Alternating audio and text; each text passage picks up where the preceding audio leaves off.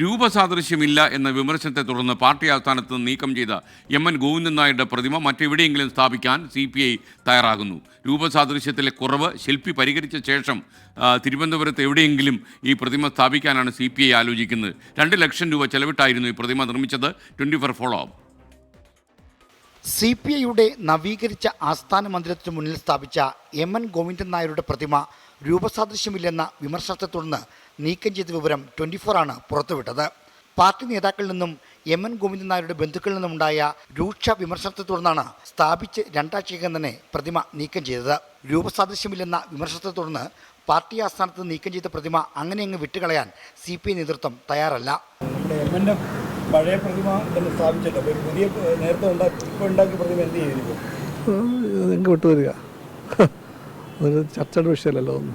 2 ലക്ഷം രൂപ ചെലവിട്ട് നിർമ്മിച്ച പ്രതിമയുടെ രൂപസാദൃശ്യക്കുറവ് പരിഹരിച്ചു നൽകാമെന്ന് ശില്പി ഉറപ്പു നൽകിയിട്ടുണ്ട്. ഇതിനുശേഷം നഗരത്തിലെ ഏതെങ്കിലും കേന്ദ്രത്തിൽ എം.എൻ. പ്രതിമ സ്ഥാപിക്കാനാണ് ആലോചന.